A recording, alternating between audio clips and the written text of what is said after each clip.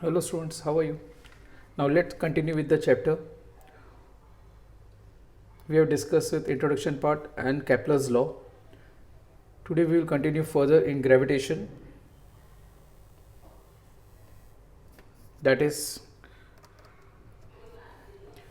Newton universal law of gravitation.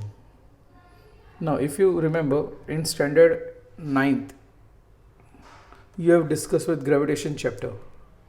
Okay, everybody knows about the Sir Isaac Newton. So today we are going to discuss with Newton universal law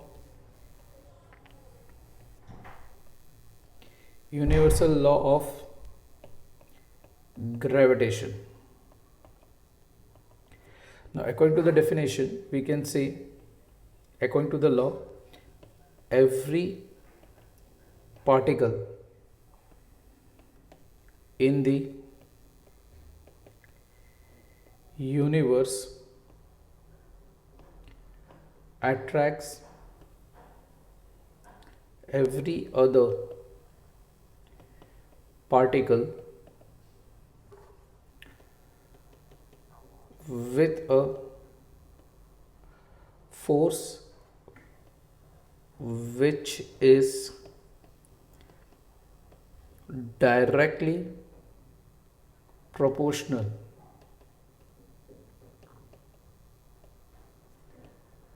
to the product of their masses and inversely proportional to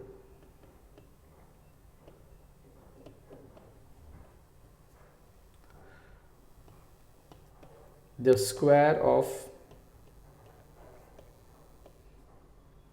the distance between them. That means अगर suppose मैं simple term में ये कहूँ कि मेरे पास दो masses है and they are separated by a certain distance, let that distance be what r and let the masses be what m1 and m2. So in terms of scalar quantity the force is directly proportionate to product of their masses and inversely proportional to the square of the distance between them. That means proportionality sign will be removed by the value of g, capital G, m1 m2 by which value r square. Now since Newton की बात करें तो उन्होंने जो भी forces के बारे में मेंशन किया था यहाँ पे ये जो भी फोर्स है that is nothing other than which kind of a force of attraction. Okay, it is nothing other than which value? Force of attraction. Now apart from that, the g value, as we know, the value of g is 6.67 into 10 to the power minus 11. Now what will be its unit? So whether I can say g can be written as f r square by which value? m1 m2. Now f matlab Newton, r matlab distance, meter square upon kg square, which can be written as Newton meter square kg inverse square. Yes or no? This is a value and this is it SI unit. Dimensional formula अगर किसी ने find out करने के लिए बोला तो force का क्या है? m to the power 1, l to the power 1, t to the power minus 2, l to the power 2 the whole upon m to the power 2. तो this give rise to dash m to the power minus 1, l to the power 3 and t to the power minus 2. तो with I can say this is nothing other than your what dimensional formula regarding your universal gravitational constant. This g value was first determined by the scientist experimentally. is that ये जो भी g की value है वो first time determine किया था एक scientist ने. The scientist named as Cavendish. ये एक्सपेरिमेंटली उन्होंने डिराइव करके हमें दिया था. क्लियर और नॉट? Got it? कोई डाउट, कोई क्वेरी? नाउ अभी बट ऑब्वियस है मुझे यही टर्म को मुझे वेक्टर के टर्म्स में रिप्रेजेंट करना है इन टर्म्स ऑफ वेक्टर फॉर्म. तो अगर वेक्टर के फॉर्म में रिप्रेजेंट करना है यही कंडीशन को तो let I will consider Cartesian coordinate system. x axis, y axis and z axis. Let this be what? Origin x, y and z. Let mass m1 having position vector r1 with respect to origin, and let another mass m2 having position vector which value? Vector r2. Now as per the condition, whether I can say that both these are going to force exert on one another? Answer is yes. तो दोनों भी एक दूसरे के ऊपर क्या exert करेंगे? Force exert करेंगे. Got it. अभी चलो इसके बारे में अगर हम डिस्कस करें तो मैं ये बोल सकता हूँ, वेक्टर फॉर्म कैसे लिखते हो? तो आपने बचपन में ऐसा कुछ यूनिट वेक्टर पढ़ा था. Unit vector A is equal to vector A upon magnitude of A. That means vector A is equal to magnitude into unit vector A. बचपन में मतलब in chapter number 4 we have discuss with what? Unit vector. तो in the similar manner जब हम force की बात करते हैं तो मैं ऐसे लिख सकता हूँ, force acting on one due to to.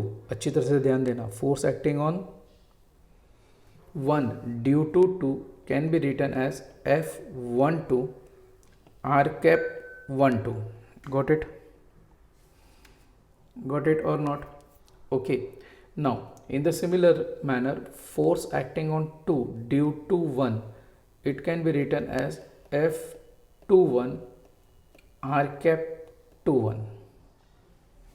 Clear? Okay.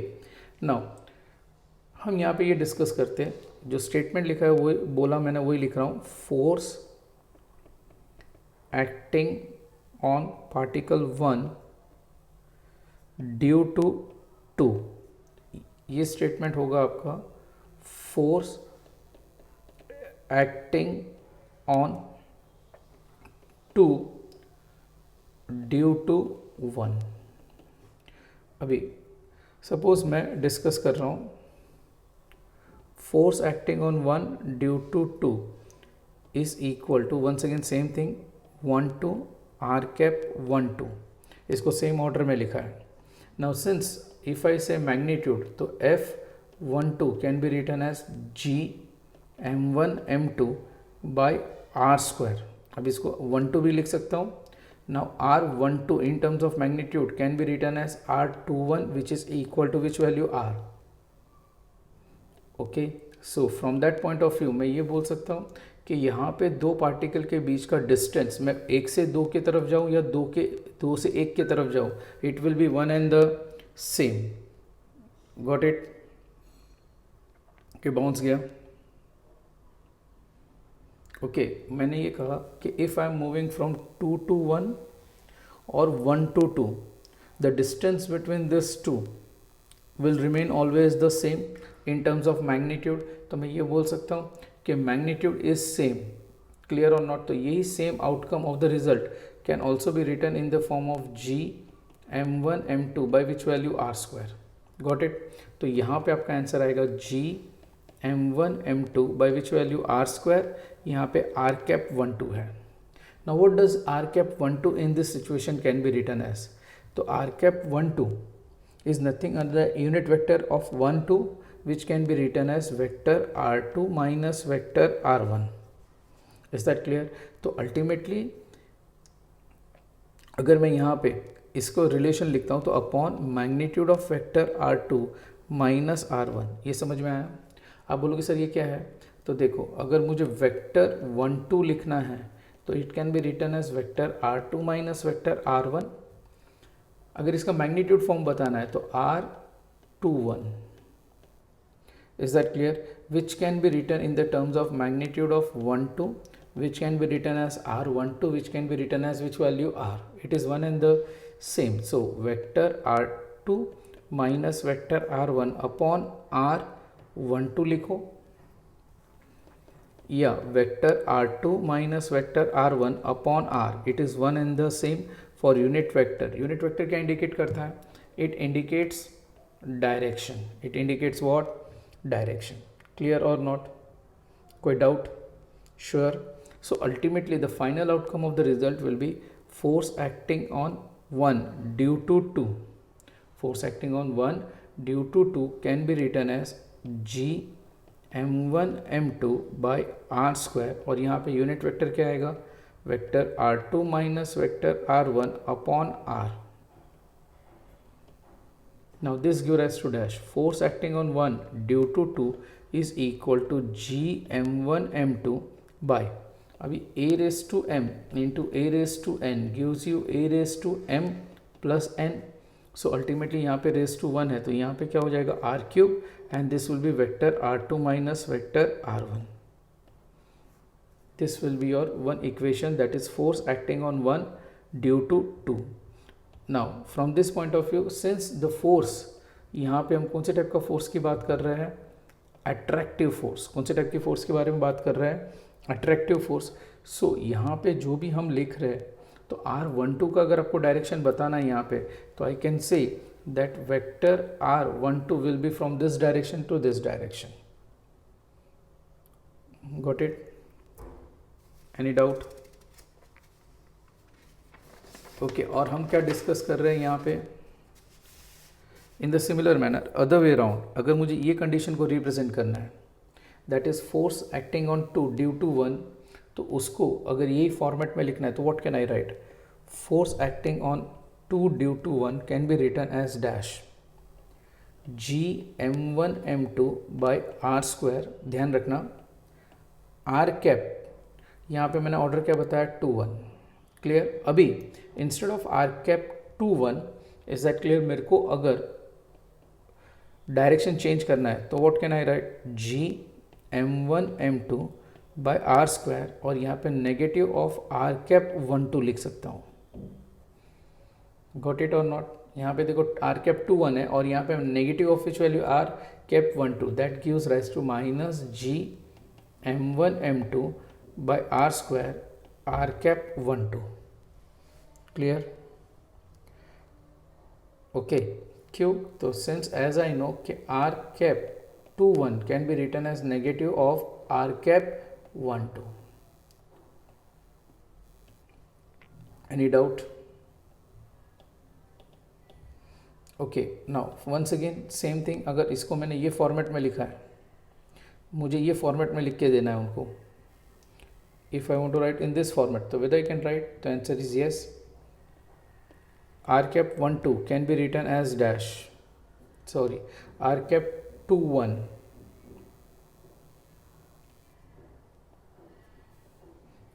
r cap 2 1 can be written as vector r1 minus vector r2 upon mode of vector r1 minus vector r2. Now since magnitude of vector r1 minus vector r2 can be written as r, जैसे यहाँ पे हमने represent किया, don't get confuse, यही same thing. Okay, यहाँ पे 2 1, तो यहाँ पे मैंने क्या लिखा 1 2, तो ये मैग्नीट्यूड क्या इंडिकेट करता है, 1 2 भी इंडिकेट करता है, ये 2 1 भी इंडिकेट करता है, और either it can be written as which value R. So R cap 2 1 can be written as vector r1 minus vector r2 the whole upon r. Substituting this value in this equation, मैं ये equation में इसको substitute करता हूँ. अब equation में जब substitute करूँगा तो आउटकम ऑफ द रिजल्ट क्या मिलता है, force acting on 2 due to 1 can be written as G m1 m2 by R square, यहाँ पे vector r1 minus vector r2 the whole upon r. Now outcome final, force acting on 2 due to 1 can be written as dash G m1 m2 by r cube into vector r1 minus vector r2. So from this whole point of view I have find it out the force. मैंने क्या find out किया, यहाँ पे force find out किया. Clear और not? कोई doubt, कोई query? Sure?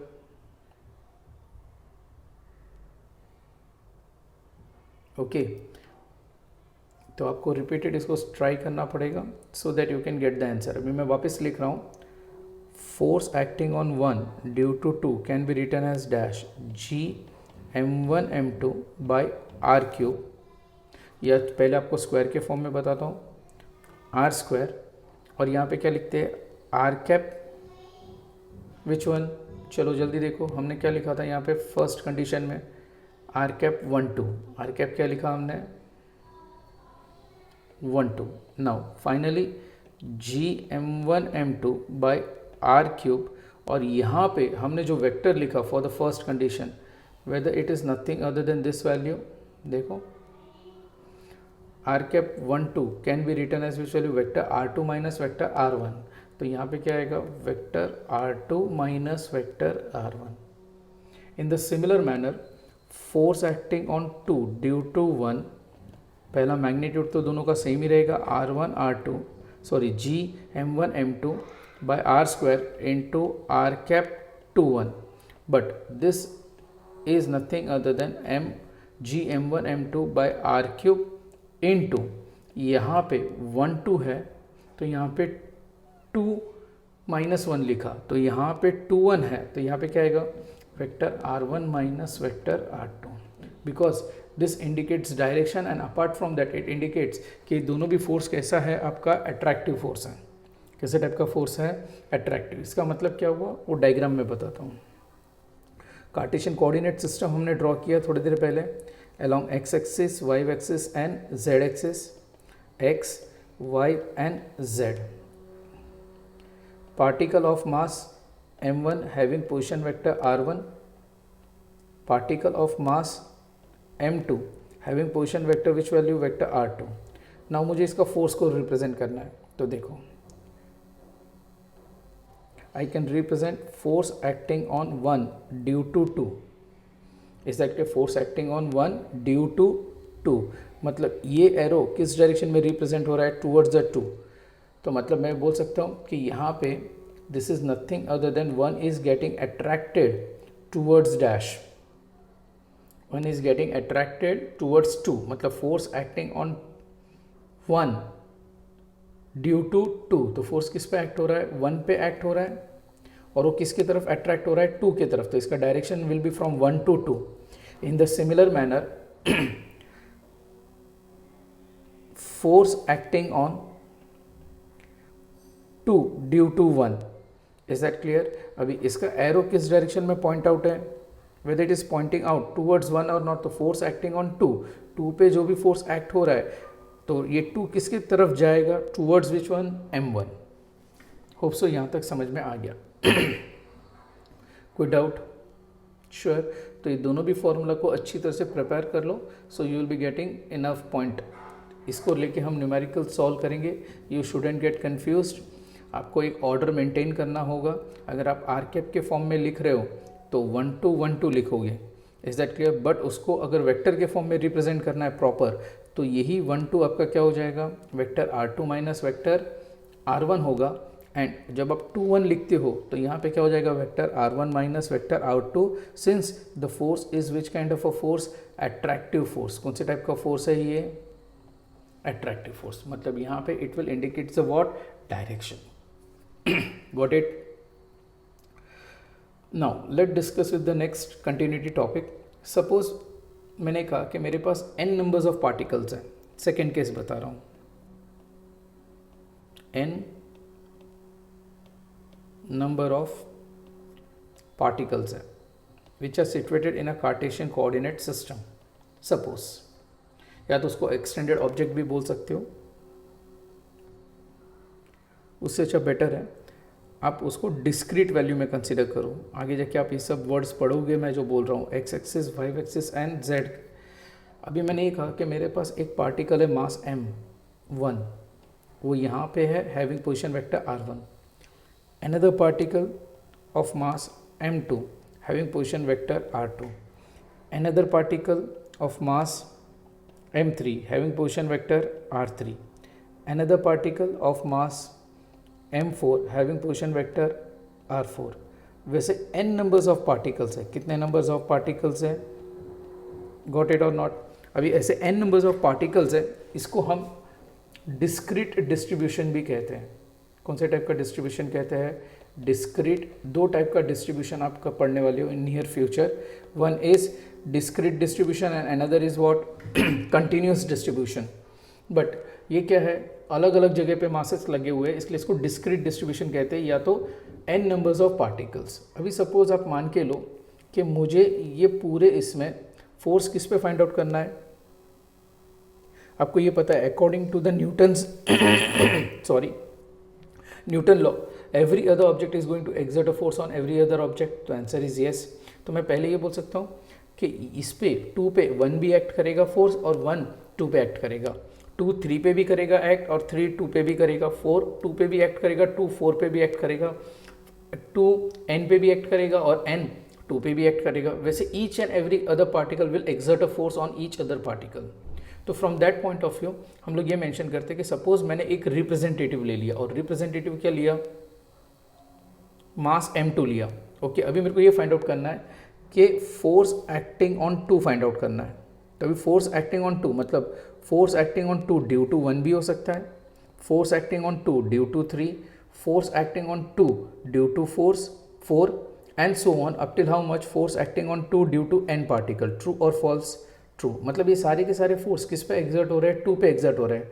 तो ये सब मिलके whether all are exerting the force on 2 और नॉट, यस और नो। ये इस पे फोर्स एग्जर्ट करेगा, ये इस पे फोर्स एग्जर्ट करेगा, attractive force it is going to exert this force, ये इस पे अट्रैक्टिव फोर्स एग्जर्ट करेगा, आंसर इज यस। तो ये सब मिल के फोर्स एग्जर्ट कर रहा है, इसलिए हम सबमेशन यूज़ करते हैं, that is nothing other than this summation. इसको हम लोग other way round in near future पढ़ने वाले principle of superposition, principle of superposition that is nothing other than POS।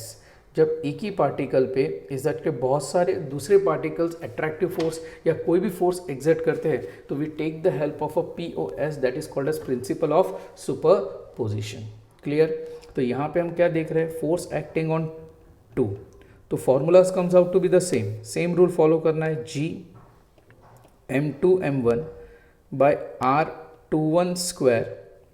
अच्छा, अभी यहाँ पे आपको कैप के फॉर्मेट में लिखना है तो आप कैप के फॉर्मेट में लिखो। जैसे कि यहाँ पे 2 1 में ऑर्डर क्या रहेगा, मेंटेन क्या रहेगा, 2 1 ही रहेगा। तो आप यहाँ पे भी क्या लिखोगे? सेम रूल, कोई डिफरेंस नहीं, r cap 2 1 plus G m2 m3 upon r23 square r cap 2 3 plus same way G m2 m4 upon r24 square और यहाँ पे क्या आएगा? r cap 24 plus dot dot dot dot plus G m2 mn upon r2n square r cap 2n। Got it everyone? अभी same rule जो satisfied करते हैं वही करोगे आप। अगर आपको इसको आर कैप के फॉर्म में नहीं लिखना है तो R cap 2 1 will be replace by which value? Vector r1 minus vector r2 upon mod लिखने का 1 2। इज दैट क्लियर और not? In the same way R cap 2 3 लिखना है आपको तो it can be written as vector r1 vector r3 minus vector r2 upon r32। Got it और not? समझ में आ रहा है मैंने क्या किया? Okay, in the similar manner r cap 2 4 can be written as dash, तो whether I can say vector r4 minus vector r2 the whole upon magnitude कितना आएगा? 4 2 is that and so on up till how much r cap 2n can be written as vector rn minus vector r2 the whole upon rn2। Clear? ये value को अबो equation में substitute कर दो तो आपको numerical solve करने में easy होगी, आपको थोड़ी सी और क्लैरिटी हो जाएगा। तो ये सारे वैल्यूज़ को याद रखना है कि हम किस तरह वेक्टर फॉर्म में, अगर न्यूमेरिकल के फॉर्म में आएगा, मैं न्यूमेरिकल्स भी करवाऊंगा इससे related, but you have to remember this order. Clear और नॉट? तो ये जो भी हमने डिस्कस किया, n numbers of particles which can also be termed as dash discrete distribution. Discrete distribution में we take the help of a principle known as principle of superposition in that one particle is exerting the force, एक ही पार्टिकल पे force exert हो रहा है by the other particles. तो इसका अगर मुझे जनरल फॉर्म बनाना है तो whether I can make the general equation, तो ऐसे लिख सकता हूँ force acting on 2 due to I particle, due to which value? I particle that is equal to constant कौन सा है आपका? G, बाद में लिखूंगा summation I equal to 1 up till n numbers where i is not equal to which value 2, क्योंकि यहाँ पे रिप्रेजेंटेटिव 2 लिया है मैंने. Is that clear? और यहाँ पे क्या आएगा m. ऑर्डर देखो मेंटेन तो मैं वही करूँगा, उसमें कोई डिफरेंस मेंटेन नहीं करूँगा. देखो r दैट इज m, पहले क्या लिखा था 2, तो m2 mi the whole upon, one second क्या लिखूँगा r 2i स्क्वायर, और यहाँ पे r कैप 2i. क्लियर? तो जहाँ पे अगर आप अच्छी तरह से ऑब्जर्व करोगे तो देखो मैंने क्या किया, 1 3 4 n, यहाँ पे भी 1 3 4 और n. उसके बदले देखो रिप्रेजेंटेटिव क्या रखा है मैंने i, यहाँ पे भी रिप्रेजेंटेटिव i, यहाँ पे भी डिनोमिनेटर में भी देखो 1 3 4 एंड यहाँ पे n. अगर मेरे को इसको ये फॉर्मेट में लिखना है, ओके सपोज, तो ये भी आप यही फॉर्मेट में भी लिख सकते हो, that is equal to g summation of i equal to 1 where i is not equal to 2, क्योंकि फोर्स किस पे फाइंड आउट कर रहे हो आप 2 पे, मतलब i is not equal to 2 up till n particles. तो यहाँ पे आएगा m2 mi upon r 2i cube in bracket vector, यहाँ पे 1 पहले आता है मतलब यहाँ पे i पहले आएगा माइनस r वेक्टर r2. तो you can write in this order also, no issue. Got it और नॉट? तो न्यूमेरिकल के फॉर्म में एक्चुअल में ये फॉर्म बहुत इजी हो जाता है to represent the terms. Is that clear? Numericals को सॉल्व करना है तो आप इस तरह न्यूमेरिकल्स को सॉल्व करेंगे in near future. Clear? Force acting on 2 due to i particles. Clear? And i की वैल्यू क्या है, i equal to 1 till n where i is not equal to 2, because 2 पे ही आप क्या फाइंड आउट कर रहे हो, फोर्स फाइंड आउट कर रहे हो. Got it? Next topic discuss कर रहे हैं आगे, थर्ड केस. सपोज मेरे पास कोई एक सॉलिड स्फीयर है, क्लियर, और ये इसका सेंटर ऑफ मास है, और एक पॉइंट लाइक पार्टिकल मैंने लिया है जिसका मास मैंने रखा हुआ है at a point P. Clear? अभी मैंने इसमें से अभी बहुत, ये पूरा का पूरा एक स्फीयर है, उसमें से मैंने 2 कोई पार्टिकल एज ए रिप्रेजेंटेटिव लिया है इसका. सपोज ये एक पार्टिकल लिया है और एक ये पार्टिकल लिया है. Let that particle be 1 and let this particle be what 2. ये आपका क्या हुआ, origin. Now but obviously from this whole point of view मैं ये कंसिडर करूंगा कि ये जो भी पार्टिकल है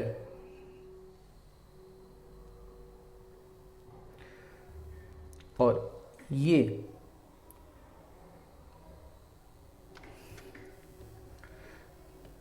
that is nothing other, suppose ये इसको 3 कंसिडर कर लो, इसको 1 कंसिडर कर लो, तो मैं ऐसे लिख सकता हूँ कि ये जो भी पार्टिकल है जो सॉलिड स्फीयर है, इज दैट क्लियर? कौन सा स्फीयर है ये आपका, सॉलिड स्फीयर है, उसमें से 2 रिप्रेजेंटेटिव लिया, तो मैं ऐसे लिख सकता हूँ force acting on, attractive force acting on 1 due to 2 will be in this direction. In the similar manner force acting on 1 due to 3 that is attractive force. यहाँ से लेके यहाँ तक का डिस्टेंस क्या कंसिडर किया मैंने r. अभी बट ऑब्वियसली यहाँ से लेके यहाँ तक ये इसका रेडियस हुआ, तो वही सेम डिस्टेंस पे ही मैंने दूसरा रिप्रेजेंटेटिव लिया है दैट इज़ r. अभी हम ये देख रहे हैं कि जब भी कोई भी ऑब्जेक्ट, बड़ा ऑब्जेक्ट हो जो n नंबर्स ऑफ पार्टिकल्स है, इसमें बहुत सारे पार्टिकल्स हैं. कितने पार्टिकल्स हैं, बहुत सारे पार्टिकल्स हैं. इसमें से मैंने सिर्फ कौन सा लिया है 1 and 2 एज अरे 2 and 3 as a what representative.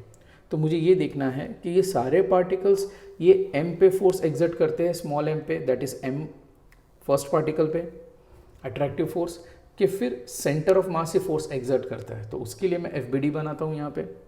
अगर मैं FBD बनाता हूँ at the point P of small mass, तो देखो क्या होता है.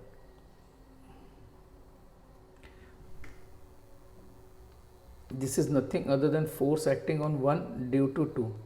तो इसके 2 कंपोनेंट्स मुझे मिलेंगे, यस और no. Now let this angle be theta. तो ये एंगल भी क्या हुआ आपका थीटा. तो from that point of view ये आपका क्या हुआ theta.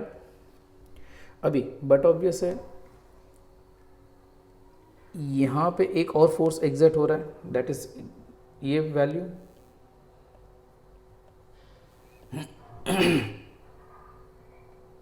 That is force acting on 1 due to 3।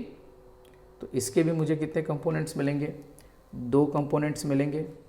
तो late this angle be what, theta, क्योंकि दोनों का एंगल क्या है, थीटा। मतलब वही चीज़ अगर मुझे यहाँ पे ड्रॉ करनी है तो whether I can draw like this, देखो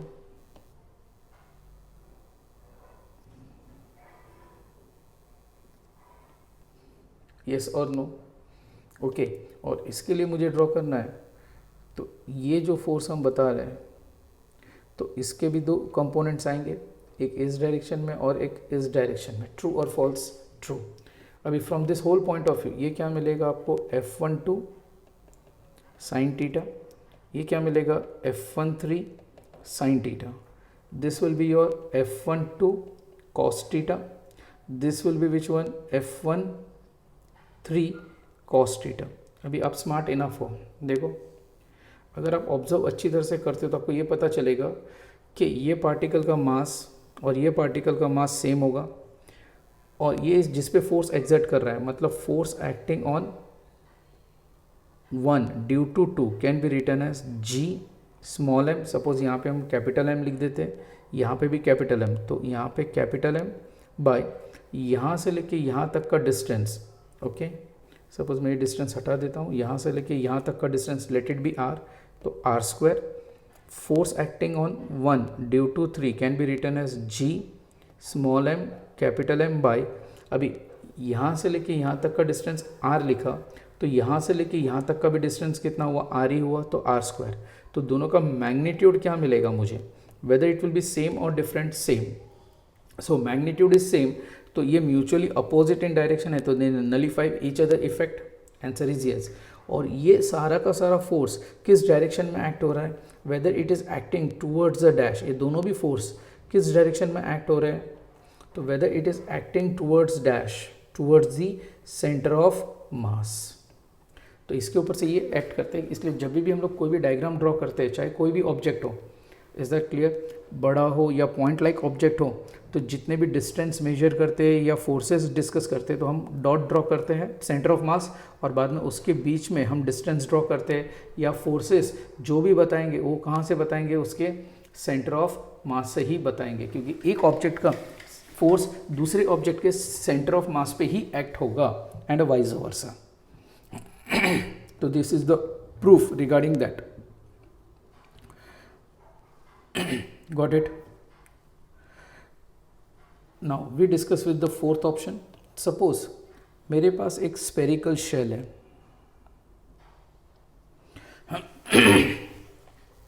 मेरे पास क्या है, एक spherical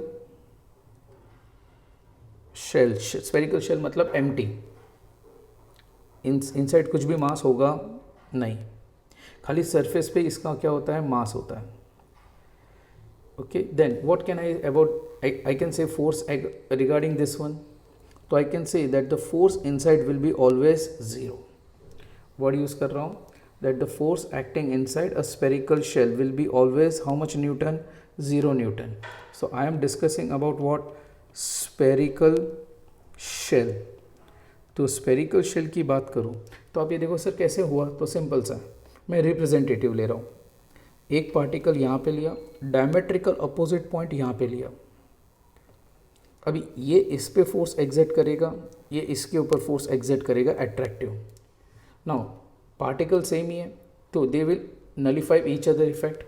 सेम वे यहाँ पे एक पार्टिकल है, डायमेट्रिकल अपोजिट पॉइंट पे एक पार्टिकल है, ये इस पे फोर्स एग्जर्ट करेगा, ये इस पे फोर्स एग्जर्ट करेगा, तो they nullify each other effect. एक पार्टिकल यहाँ पे है, ये यहाँ पे फोर्स एग्जर्ट करेगा, डायमेट्रिकल अपोजिट पॉइंट पे ये फोर्स यहाँ पे एग्जर्ट करेगा, मतलब each and every particle on the spherical shell is that inside will exert a force on one another और each other, and ultimately the resultant force acting inside the spherical shell will be always 0.